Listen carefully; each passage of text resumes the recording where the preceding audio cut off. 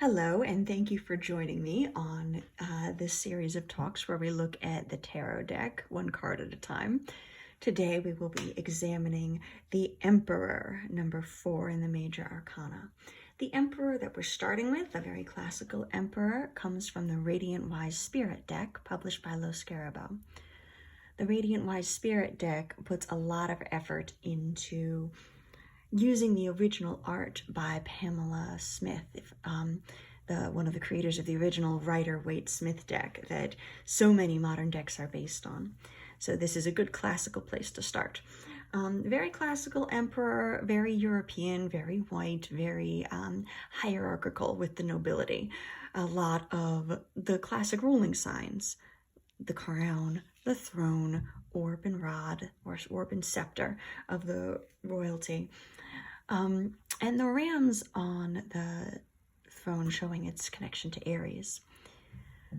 This emperor in some ways shows a type of emperor that we don't really use or see or understand a lot in modern society. So here's how to think of the emperor in the modern society. Think of the old slang phrase, stick it to the man. The emperor is the man. The emperor is the bosses on the workforce. The emperor is the parents saying, my house, my rules. The emperor is the system as it exists, the system of power saying, this is how things are. And that, for me, makes the Emperor a very interesting card to examine in any deck that I get, because it shows the artist's attitude towards the system. Some artists don't seem to think much about the system, and some artists show you what they think the system should be doing, and some artists show that they don't really trust the system. Here's an artist who shows one of the bad sides of the Emperor. This is from the Urban Tarot by Robin Scott. And this is not an emperor that I look at and I trust. This is an emperor that I look at and I see as a threat. This is an emperor who seems to be everything that contentious politicians saying, this is the way things are, this is the way they will be, when they're saying things that I don't agree with and I don't want to happen. Whatever end of the political spectrum you tend to lean towards, you can definitely see versions of politicians you don't like in this card. And in some ways, that shows part of the emperor. Politicians and politics are certainly part of the system as it exists. And if you haven't been treated well by that system, if you don't trust it, this is an emperor that might show you a lot of your own experience. On the other hand, even the emperor in this very bad configuration, the emperor that's saying things, I'm not going to let things change even though they're bad the way they are, the emperor that could be an abusive parent, even that setup here, you can still see aspects where this emperor's trying to do good. You see the storm in the background and the waves rushing up against the seawall.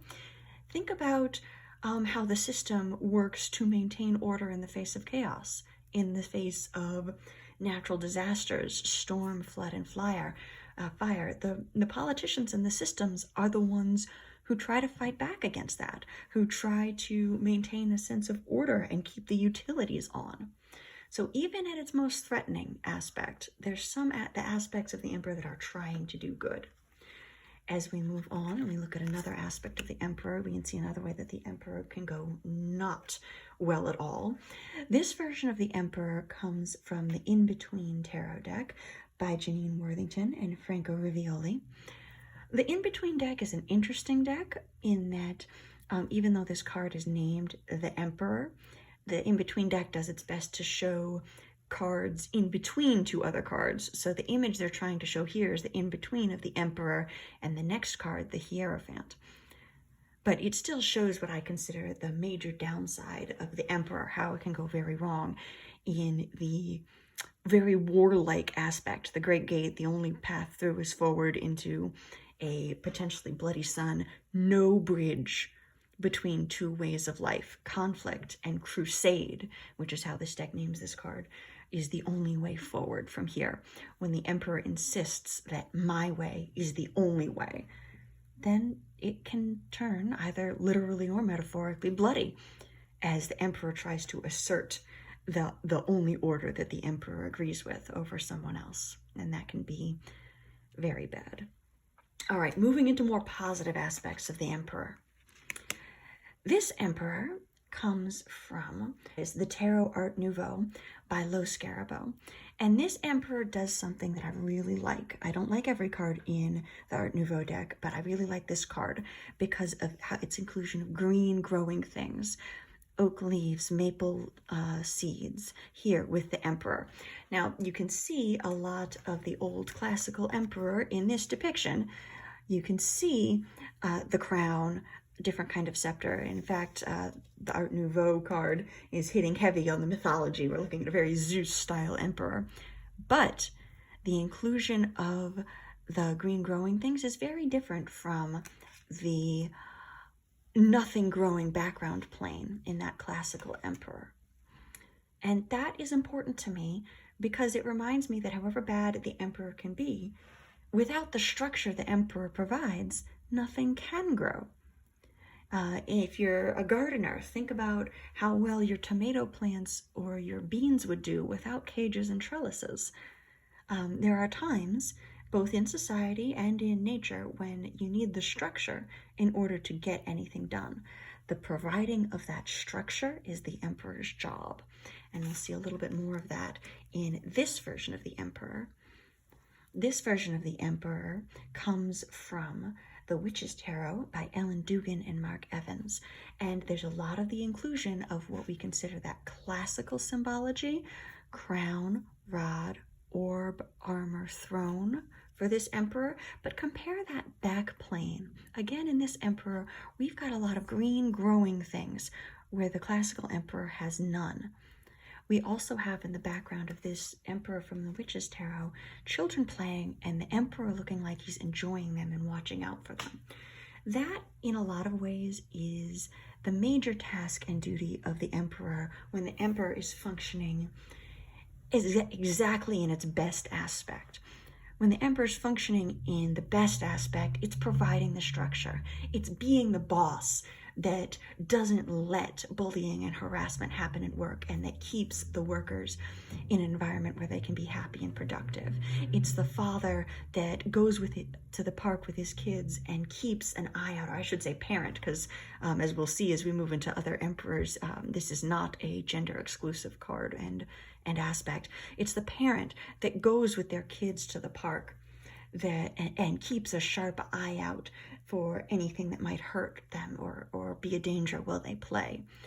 It's the provider of stability that lets the carefreeness happen. The one who provides structure.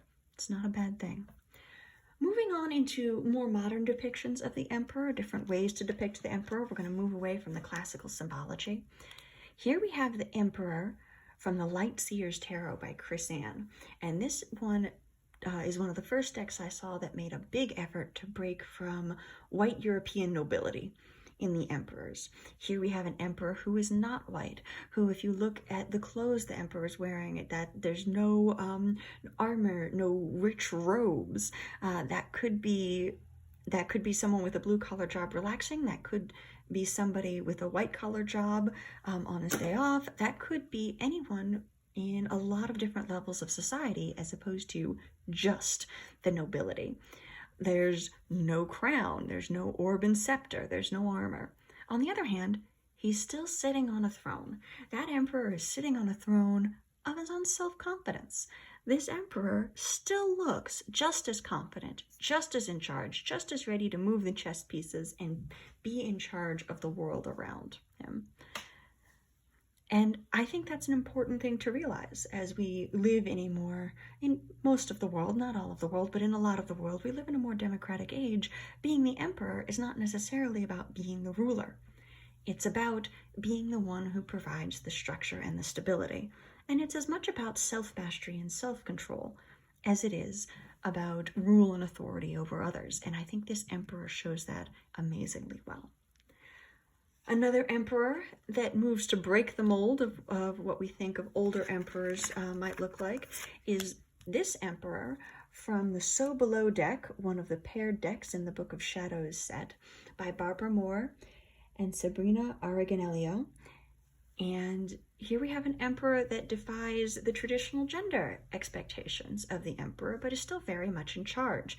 Here is someone who is making connections, making plans and goals, getting on the Zoom meeting in this day and age, and making things happen, being in charge, planning it out. This emperor is still doing that and is still demonstrating the power of that, and showing that an emperor doesn't need to be male. The last deck card that we're going to look at doesn't even use the word emperor for its number 4. This number 4 emperor / builder comes from the Gaian Tarot by Joanna, Powell, Colbert. And this deck, the Gaian deck in general, works pretty hard to remove enforced gender ideas from each of the tarot cards. Instead of the emperor, they have the builder. And so the image might still be male, might still be white and kind of old, but they've taken the concept and they've gone with the one who builds, the one who creates the structure. Literally, in this image, the one who's making the pillar of society right here. The one who is creating order and managing things. And as we look at these different depictions of the emperor, the biggest takeaway that I've got is I look at the more modern depictions of the emperor, and that I think it's important to keep in mind even when you look at the more classical or threatening depictions of the emperor, would be the old idea of you can judge a person not by how they treat their equals or their superiors, but how they treat those they view as beneath them. The emperor or the builder has power. How are they using that power? Are they using it for good stewardship, to store things up, to help people around them? Or are they using it for self-gratification, for the enforcement of their own power and their own benefit? Whether you use your decks for predictions for others and readings for others, where you either use them for self-reflection, whatever the purpose you put your deck to, I think it's really important to remember that aspect of the emperor. How is their power benefiting others? So I'm gonna leave that as our takeaway from the emperor. Thank you for joining me on this examination of the 4th card in the Major Arcana. I hope you can draw some use for it for your own readings and your own work with the tarot decks, and I hope to see you again on another card.